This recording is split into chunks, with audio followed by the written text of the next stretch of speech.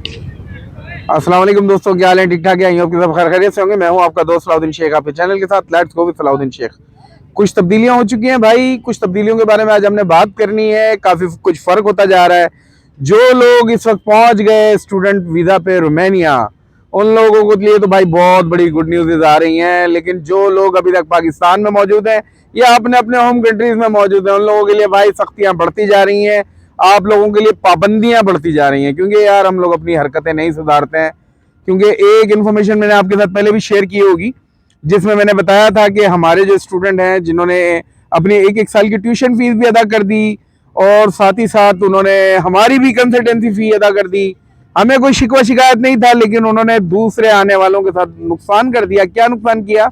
उन्होंने नुकसान ये किया कि वहाँ से खली बल्ली हो गए। खली बल्ली का मतलब लोग जानते हैं, जो अरब कंट्री से स्पेशली आ चुके हैं या फिर कभी गए होंगे। क्योंकि खली बली का मतलब होता है कोई बंदा आगे पीछे भाग जाता है ना, जैसे लोगों के जहन में होता है कि शायद शेंगन के अंदर है ना दूध की नहरें बह रही हैं। तो भाई दूध की नहरें कहीं भी नहीं होती। आपका भाई आपको किसी कंट्री में भेजता है, जैसे मिसाल है मैं आपको रोमानिया भेजता हूँ, तो आपको सिटीजनशिप तक का मैं रास्ता आपको देता हूँ, वर्क परमिट तक का आपको रास्ता देता हूँ। आपको कोई मसला ही नहीं होता। आप यार अपनी जगह पे खड़े क्यों नहीं रहते हैं? अगर आप वहां पे पढ़ने के लिए जा रहे हैं, आपको किसी कंट्री ने अगर वीजा दे दिया है, तो आप ये क्यों करते हैं कि नहीं सलाउद्दीन भाई आपने हमारे काम कर दिया, हमारे पैसे हमसे ले लिए, हमारी सब चीज़ें हो गई, आप हमारा काम जाने और आप बीच के अंदर ना आए, आप छोड़ दें, हमारी मर्जी। मेरा कज़न जर्मनी में रहता है, मेरा कज़न इटली में रहता है। तो भाई रहता होगा आपका कज़न, अगर आपको अपने कज़नों से इतनी ही कोई केयर होती है तो फिर आप मुझसे रब्ता ना किया करें, आप डायरेक्टली उन्हीं कज़नों से रब्ता किया करें और अपने आप को पहुंचा दिया करें। पता नहीं हमारे दोस्त जो हैं, खासकर मैंने देखा है, मुझे पाकिस्तानी और इंडियन और बांग्लादेशी से अभी इतना कोई नुकसान मुझे हुआ नहीं है। नुकसान पैसों के बारे में नहीं कह रहा, मिस कमिटमेंट की बात कर रहा हूँ। पैसे तो अल्हम्दुलिल्लाह मेरे मिल जाते हैं मुझे, लेकिन जो मुझे गुस्सा आता है ना, वो इस बात पे आता है यार कि देखें, जब आप एक एक साल की ट्यूशन फीस अदा कर देते हैं, जब तमाम चीजें कर देते हैं, तो इतना आगे पीछे होते क्यों है? लोगों के लिए मसले पैदा करते हैं। जो वहां की कंट्री होती है ना भाई, वो भी फिर अपनी पॉलिसी को रिव्यू करती है यार कि इस मुल्क के जो लोग आते हैं ना, वो बड़े नखरे करते हैं, हमने क्या करना है, इनके लिए वीजा पॉलिसी सख्त करनी है। तो वीजा पॉलिसी में कुछ सख्तियां हुई हैं, वो मैं आपको वीडियो के एंड तक लाजमी बताऊंगा। इसलिए आपने इस वीडियो के साथ जुड़े रहना है, मैंने आपको बताना है। और साथ ही साथ आपको एक गुड न्यूज़ भी देनी है कि जी रोमानिया के जो एडमिशन हैं सितंबर 2024 के, वो स्टार्ट हो चुके हैं। और कोटा इन्होंने छोटा कर दिया है। कोटा पहले हमारे पास जो होता था वो 50 स्टूडेंट्स का होता था, क्योंकि टोटल इनको 200 स्टूडेंट्स चाहिए होते थे इंटरनेशनल। लेकिन अब इन्होंने जो है कोटा कम करके हमारा वो 30 स्टूडेंट्स का कर दिया है, क्योंकि जी हमारे स्टूडेंट्स ने सबसे ज़्यादा मिस कमिटमेंट्स की हैं कि जाने के बाद करते क्या है, आगे पीछे मूव हो जाते हैं। चले जी इसको दफ़ा करते हैं। अब मैं भी कड़ा असेसमेंट किया करूंगा किसी स्टूडेंट का केस लेने से पहले।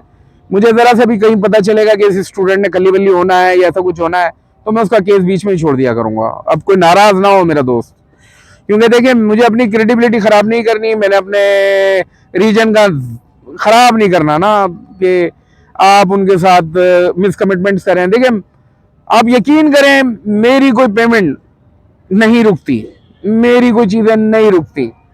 किसी स्टूडेंट के बारे में मुझे कोई चीज़ चाहिए होती है, with in my time limit मुझे मिल जाती है।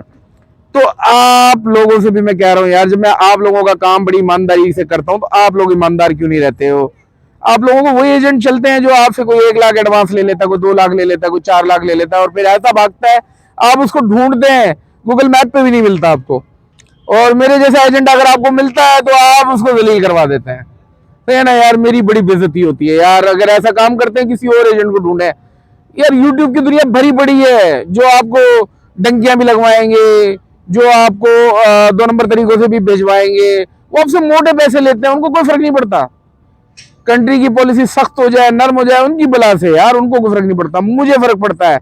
आप मेरे मजीद भाइयों के लिए मसला पैदा करते हैं, सही है ना? आप लोग पहुंच गए, किसी और का हक नहीं है वहां पहुंचने का। क्या बात है, ना किया करें प्लीज। चलें, अब रोमानिया के एडमिशन स्टार्ट हो चुके हैं। आपको एक गुड न्यूज़ ये है कि उन्होंने ट्यूशन फीस में कोई इंक्रीमेंट नहीं की है। ट्यूशन फीस 3000 यूरोज जो है वो आपकी पर ईयर ट्यूशन फीस है, तो उसमें उन्होंने कोई अनाउंसमेंट नहीं की है। चले अल्लाह का शुक्र है, वरना वो करना तो चाह रहे थे।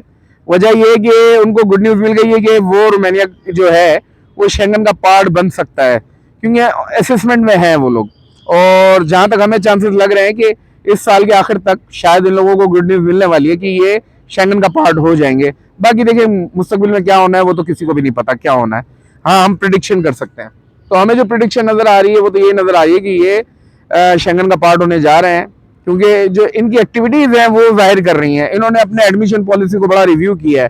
पहले ये कहते थे जी कि बगैर लैंग्वेज प्रोफेशंसी के कोई भी आ जाए उसको ये आराम से वीज़ा भी दे देते थे, हर चीज़ दे देते थे। अब इन्हें जो एम्बेसी है उसकी तरफ से रिस्ट्रिक्शन आई लास्ट ईयर कि जी अब आपने लैंग्वेज प्रोफेशंसी लाजमी लेना है, सही है ना।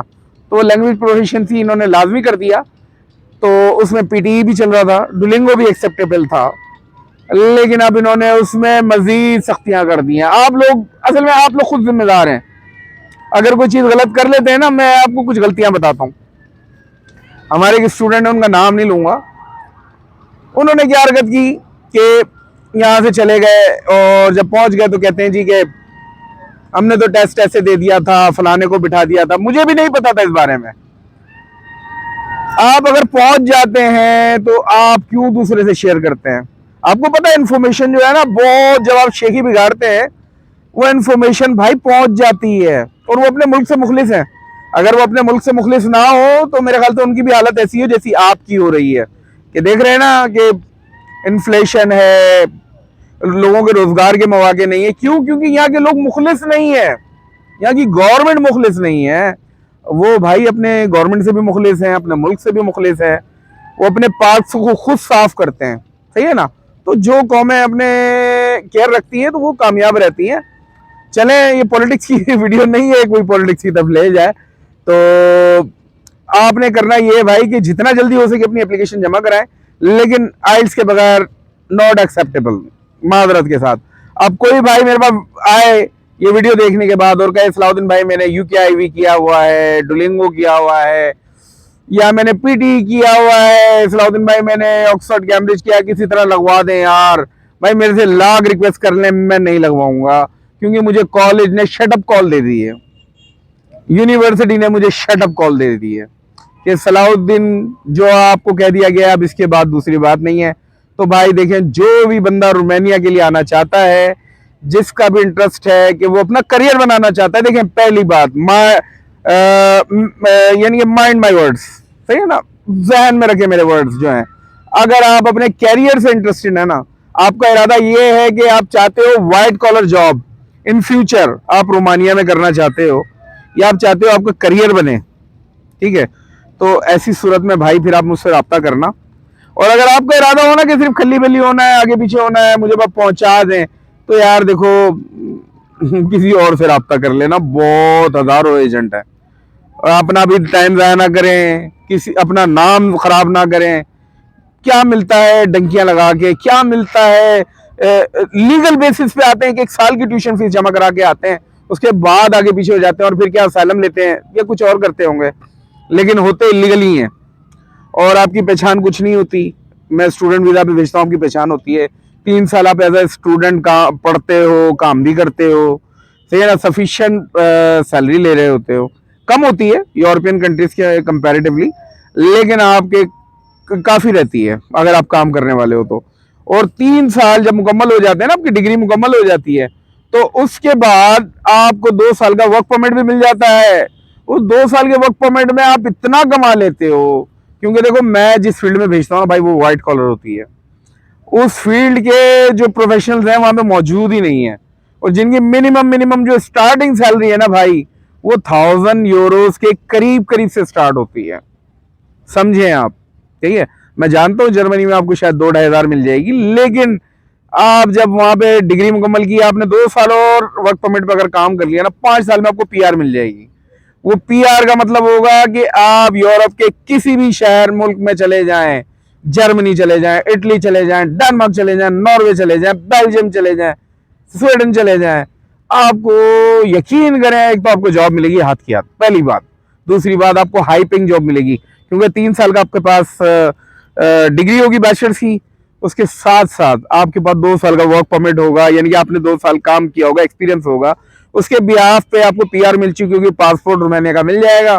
उस पासपोर्ट पे आप कहीं पे भी मुंह उठा के चले जाएंगे और कोई भी कंट्री कहेगी जी इसने तो यूरोपियन स्टैंडर्ड के मुताबिक काम भी किया है तो इसको जॉब भी दे दें। तो यार देखो कितना मैं आपको स्मूथ आपका करियर दे रहा हूँ, सही है ना। मेरा कोई काम नहीं है स्मूथ करियर देना, अल्लाह का काम है। लेकिन यार ईमानदार हो जाओ, सही है ना। तो अब मैं अपनी मुंह से अपनी तारीफ नहीं करता, बस यार भाई को अपनी दुआ में याद रखिएगा। इंशाल्लाह नेक्स्ट वीडियो में मिलेंगे, तब तक के लिए अल्लाह हाफिज।